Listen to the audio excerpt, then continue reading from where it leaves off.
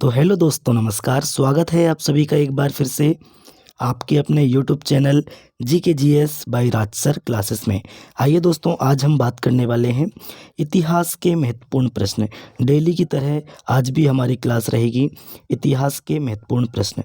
और दोस्तों, आज हम 20 प्रश्न पढ़ने वाले हैं। जो इम्पोर्टेंट क्वेश्चन है वो दोस्तों हम 20 क्वेश्चन लेकर आए हैं। चलिए वीडियो में आगे बढ़ते हैं, बातचीत करते हैं। अगर अभी तक आपने चैनल को सब्सक्राइब नहीं किया है तो दोस्तों पहले चैनल को सब्सक्राइब करें, बेल आइकन को दबाएं ताकि आगामी वीडियो की नोटिफिकेशन आपके तक पहुंच सके। और वीडियो को लाइक करें और अपने दोस्तों में ज़्यादा से ज़्यादा शेयर करें। चलिए क्वेश्चन पढ़ते हैं, पहले क्वेश्चन में चलते हैं।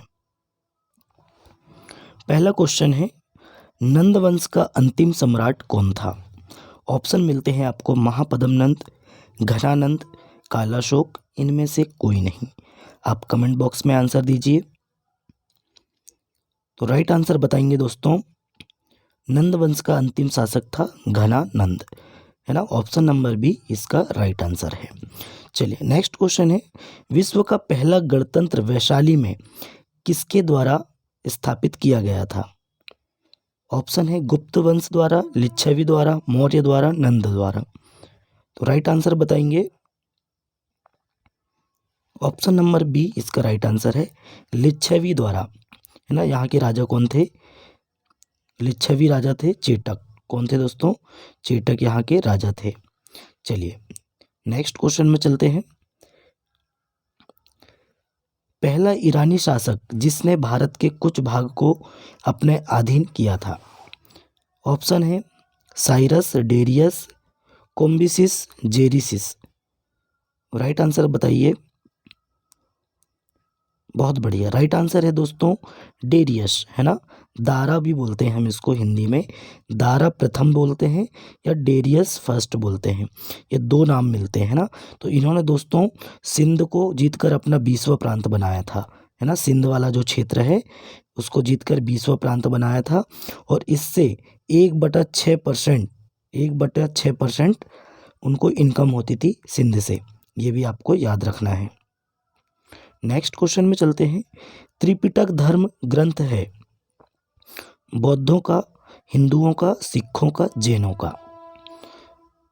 तो राइट आंसर बताएंगे। ऑप्शन नंबर ए बौद्धों का पवित्र ग्रंथ है त्रिपिटक, है ना। ये भी आपको याद रखना है। चलिए नेक्स्ट क्वेश्चन है, किस शासक ने बौद्धों के लिए विख्यात विक्रमशिला विश्वविद्यालय की स्थापना की थी? तो राइट आंसर बताएंगे, किसने की थी? महिपाल, धर्मपाल, गोपाल और देवपाल। तो राइट आंसर है इसका, कमेंट बॉक्स में बताइए। बिल्कुल राइट आंसर है दोस्तों option number B Dharmapal. Dharmapal ने दोस्तों विक्रमशिला विश्वविद्यालय की स्थापना की थी, ये भी आपको याद रखना है। चलिए कहाँ पे है? तो बिहार में, याद रखना है। चलिए, महावीर स्वामी का जन्म किस क्षत्रिय गोत्र में हुआ था? बहुत इंपॉर्टेंट क्वेश्चन है। ऑप्शन है शाक्य वंश, लिच्छवी, जात्रिक, सल्लास। तो दोस्तों राइट आंसर है इसका, बताइए। ऑप्शन नंबर सी जांत्रिक, है ना। जांत्रिक गोत्र के थे ये महावीर स्वामी। अंतिम गुरु थे जैन धर्म के, 24वें तीर्थंकर हुए अंतिम गुरु। पहले गुरु कौन थे? तो ऋषभ देव। कौन थे दोस्तों? ऋषभ देव। ये भी आपको याद रखना है। चलिए ऋषभ देव। नेक्स्ट क्वेश्चन है, महावीर स्वामी की माता का नाम क्या था या माता कौन थी? ऑप्शन है आपके पास देवानंदी, त्रिशिला, यशोदा, इनमें से कोई नहीं। तो राइट आंसर बताएंगे दोस्तों, उनकी माता का नाम था त्रिशिला। क्या नाम था? Option number B right answer है। और इनकी जो पत्नी थी दोस्तों, इनका नाम यशोदा था। ये भी आपको याद रखना है। चलिए नेक्स्ट क्वेश्चन में चलते हैं। प्राचीनतम विश्वविद्यालय कौन था? निम्न में से जो है प्राचीनतम विश्वविद्यालय कौन सा था? ऑप्शन है नालंदा, वैशाली, गांधार, इनमें से कोई नहीं। राइट आंसर बताइए। तो दोस्तों राइट आंसर है इसका ऑप्शन नंबर ए नालंदा। क्या है दोस्तों? नालंदा। चलिए नेक्स्ट क्वेश्चन में चलते हैं। भगवान महावीर का प्रथम शिष्य कौन थे? तो राइट आंसर बताएंगे जमाली, योशुद, प्रभास, इनमें से कोई नहीं। तो दोस्तों राइट आंसर है इसका जमाली, है ना। इनके दामाद थे ये। कौन थे? दामाद, है ना। ये दामाद थे महावीर स्वामी के, जमाली। अपनी पुत्री थी इनकी प्रियदर्शना, है ना, प्रियदर्शना। इनकी पुत्री का नाम क्या था? प्रियदर्शना नाम था। इनके पति थे जमाली और इनके दामाद हुए। चलिए नेक्स्ट क्वेश्चन में चलते हैं। आजीवक संप्रदाय के संस्थापक कौन थे? ऑप्शन है उपाली, मखलीपुत्र गोशाल, आनंद, इनमें से कोई नहीं। तो राइट आंसर बताएंगे दोस्तों, ऑप्शन नंबर बी इसका राइट आंसर है, मखलीपुत्र गोशाल आजीवक संप्रदाय के संस्थापक थे। चलिए नेक्स्ट क्वेश्चन में चलते हैं। तैमूरलंग ने किस वर्ष भारत पर आक्रमण किया था? ऑप्शन है 1350 ईस्वी, 1600 ईस्वी, 1398 और इनमें से कोई नहीं। तो राइट आंसर है दोस्तों ऑप्शन नंबर सी, 1398, है ना। देखिए 1398 में इन्होंने आक्रमण किया था। दोस्तों तुगलक वंश का शासक था तब, है ना। मोहम्मद तुगलक शाह द्वितीय के काल में इन्होंने आक्रमण किया था 1398 में। इनके पुत्र का नाम क्या था? शाहरुख, है ना। इनके पुत्र का नाम क्या था? शाहरुख नाम था। और दोस्तों इसको निमंत्रण किसने दिया था तैमूरलंग को? तो खिज्र खान ने। किसने दिया था? खिज्र खान ने, है ना। खिज्र का सैयद वंश की स्थापना की फिर इन्होंने। तो ये भी आपको याद रखना है। चलिए लोधी वंश का संस्थापक कौन था? ऑप्शन है बहलोल लोधी, सिकंदर लोधी, इब्राहिम लोधी। तो राइट आंसर बताएंगे बहलोल लोधी लोधी वंश के संस्थापक थे। तो दोस्तों सिकंदर लोधी, दोस्तों ये भी लोधी वंश के शासक हैं, बहलोल लोधी के पुत्र हैं, है ना। और इनके पुत्र कौन है? इब्राहिम लोधी है। तो दोस्तों सिकंदर लोधी की बात करें तो इन्होंने 1504 में, कब दोस्तों? 1504 में आगरा शहर की स्थापना की थी। आगरा शहर का निर्माण कराया था और 1506 में उसको अपनी राजधानी बना लिया था। ये आपको याद रखना है। और इन्होंने गज ए सिकंदरी, है ना, गज ए सिकंदरी, सिकंदरी जो भूमि मापने की एक गज ए सिकंदरी का उपयोग किया था इन्होंने। एक छड़ी थी उसका नाम था गज ए सिकंदरी। और दोस्तों इब्राहिम लोधी की बात करें तो ये लोधी वंश के अंतिम शासक हुए और इन्होंने दोस्तों 1526 में पानीपत के युद्ध में लड़ाई लड़ी थी और एकमात्र दिल्ली सल्तनत का एकमात्र शासक जो लड़ते हुए मारा गया युद्ध में, है ना। और किसके साथ युद्ध हुआ था? अगर डेट पूछा जाए तो 21 अप्रैल, है ना, 21 अप्रैल 1526, ये भी आपको याद रखना है। 21 अप्रैल 1526 बाबर वर्सेस इब्राहिम लोधी, ये भी आपको याद रखना है। चलिए नेक्स्ट क्वेश्चन में चलते हैं। महमूद गजनी किस वंश का था? तो राइट आंसर बताएंगे option number A Yamini, Tughlaq, गुलाम वंश, इनमें से कोई नहीं। तो दोस्तों महमूद गजनवी जो था यामिनी वंश का शासक था, है ना। किस वंश का था? यामिनी वंश का। राइट आंसर है यामिनी। और दोस्तों इसके बारे में बात करें, देखिए भारत पर इसने दोस्तों 17 बार आक्रमण किया था। कितने बार? 17 बार आक्रमण किया था। पहला आक्रमण किया था जयपाल के विरुद्ध, है ना, जयपाल के विरुद्ध सिंध वाले क्षेत्र में भारतीय शासक थे जयपाल। और इन्होंने फिर से दूसरा आक्रमण हुआ था 1001 में आक्रमण किया था जयपाल के विरुद्ध। दूसरा आक्रमण हुआ 1002 में, किसके विरुद्ध? जयपाल के विरुद्ध। तो जयपाल इसमें हार गए थे और आत्मग्लानि के कारण इन्होंने आत्महत्या कर ली थी। ये भी आपको याद रखना है। चलिए और दोस्तों एक महत्वपूर्ण आक्रमण था 1025 में। कब? 1025 ईस्वी में इन्होंने सोमनाथ पर आक्रमण किया था, जहाँ पे गुजरात पे। तो वहाँ पे दोस्तों किसका शासन था गुजरात पे? भीम द्वितीय का, है ना, माफ़ कीजिए, भीम प्रथम का, किसका शासन था? भीम प्रथम का शासन था, जो सोलंकी वंश के शासक थे, गुजरात के सोलंकी वंश के शासक थे।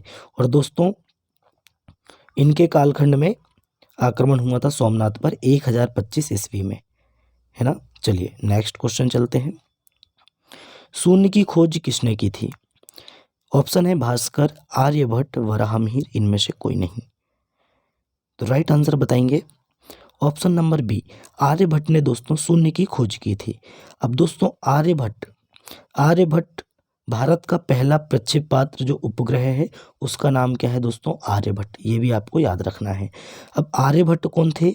तो ये गुप्त वंश के जो शासक थे, चंद्रगुप्त विक्रमादित्य द्वितीय, है ना, चंद्रगुप्त विक्रमादित्य द्वितीय, इनके 9 रत्नों में से एक थे, ये भी आपको याद रखना है। और दोस्तों इन्होंने उज्जैन में बैठे बैठे बता दिया था कि पृथ्वी जो है सूर्य के चारों ओर चक्कर लगा रही है और 9 ग्रह हैं। सौरमंडल में कितने ग्रह हैं? 9 ग्रह हैं। इन्होंने पहले ही बता चुके थे, जब टेक्नोलॉजी नहीं थी उसके पहले ही इन्होंने बता चुके थे, ये भी आपको ध्यान रखना है। चलिए नेक्स्ट क्वेश्चन में चलते हैं। प्राचीन भारत में निम्न में से कौन सा विद्या अध्ययन का केंद्र नहीं था? तो राइट आंसर बताएंगे कौशाम्बी, तक्षशिला, विक्रमशिला, ये सभी। तो दोस्तों देखिए ये सभी तो हो नहीं सकता। कौशाम्बी में कोई भी विद्यालय नहीं था, विश्वविद्यालय। तक्षशिला आप जानते हैं जिसकी स्थापना 800 BC में हुई थी, है ना, कहाँ पे है? वर्तमान में पाकिस्तान में है। अब तो यह दोस्तों मतलब मात्र इमारत बची है और वो भी टूट गया है। अब यहाँ पे सिर्फ घूमने के लिए लोग जाते हैं। विक्रमशिला विश्वविद्यालय धर्मपाल ने स्थापना की थी, ये भी आपको याद रखना है। अभी क्वेश्चन पहले भी हमने अभी जस्ट पढ़ा चुके हैं। और ये कहाँ पे है दोस्तों? तो बिहार में है। कहाँ पे है? बिहार में। चलिए नेक्स्ट क्वेश्चन में चलते हैं। किस विदेशी यात्री ने भारत का दौरा सबसे पहले किया था? तो दोस्तों राइट आंसर बताएंगे भास्कर, मेगास्थनीज, वसुमित्र, इनमें से कोई नहीं। देखिए दोस्तों ऑप्शन नंबर इसका बी राइट आंसर है, मेगास्थनीज, है ना। अब मेगास्थनीज कौन था दोस्तों? जब चंद्रगुप्त मौर्य जो मौर्य वंश के शासक थे, है ना, और दोस्तों इनके समकालीन जो हिंद यवन के शासक थे, हिंद यवन नहीं बोल सकते अभी हम, क्योंकि हिंद यवन उनकी जो संतानें हैं उसको बोलेंगे। तो जो सिकंदर के सेनापति थे सेल्यूकस निकेटर, है ना, उनका दोस्तों राजदूत बन के आया था कौन? मेगास्थनीज भारत में चंद्रगुप्त मौर्य के दरबार में। क्यों आया था? तो देखिए सेल्यूकस और चंद्रगुप्त मौर्य के मध्य में दोस्तों युद्ध हुआ था 305 BC में। कब हुआ था? 305 BC में, ये भी आपको याद रखना है। जब युद्ध हुआ था तो दोस्तों सेल्यूकस निकेटर हार गया था, और हारने के बाद इनकी जो बेटी थी, तो दोस्तों चंद्रगुप्त मौर्य के साथ सेल्यूकस निकेटर ने अपनी बेटी का विवाह करवा दिया था। उनकी बेटी का नाम क्या था? तो हेलेना नाम था। क्या नाम था? हेलेना, है ना, ये भी आपको याद रखना है। तो दोस्तों चंद्रगुप्त मौर्य ने उन्हें 500 हाथी गिफ्ट किए थे, और सेल्यूकस निकेटर ने 4 प्रांत दिए थे दहेज के रूप में, है ना। कितने? 4 प्रांत दिए थे।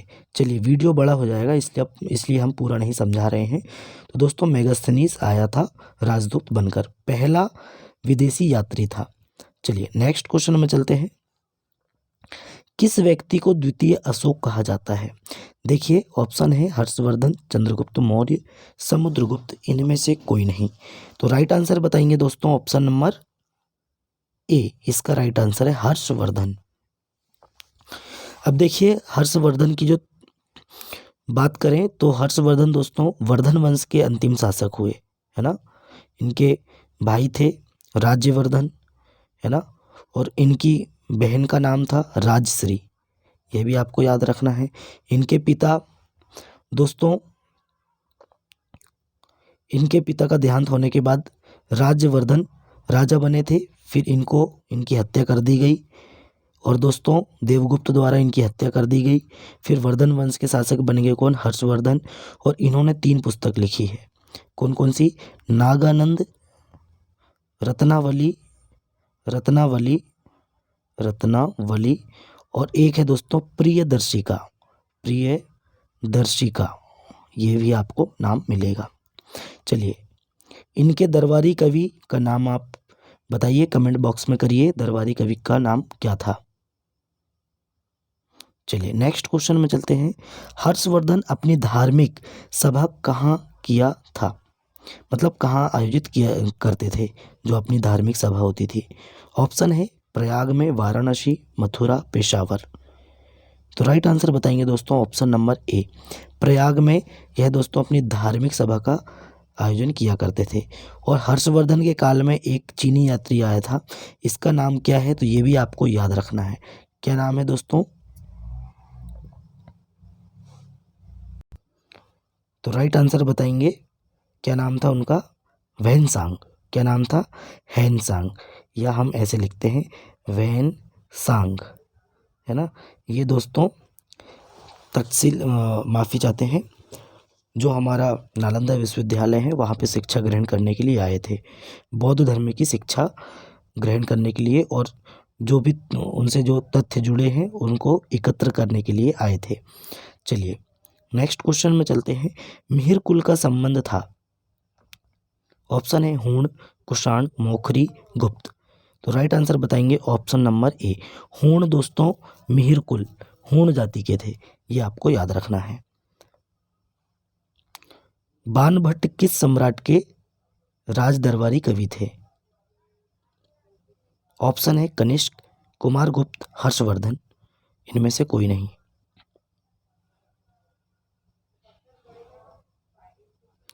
तो दोस्तों इस क्वेश्चन का राइट आंसर है ऑप्शन नंबर सी, हर्षवर्धन। क्या नाम है दोस्तों, बाणभट्ट जो है हर्षवर्धन के जो दरबारी कवि थे। तो दोस्तों आज का वीडियो कैसा लगा कमेंट करके बताएं। आपने अपने दोस्तों में ज़्यादा से ज़्यादा वीडियो को शेयर करें, लाइक करें और चैनल को सब्सक्राइब करें। चलिए दोस्तों मिलते हैं तब तक के लिए नए वीडियो में। जय हिंद, जय भारत।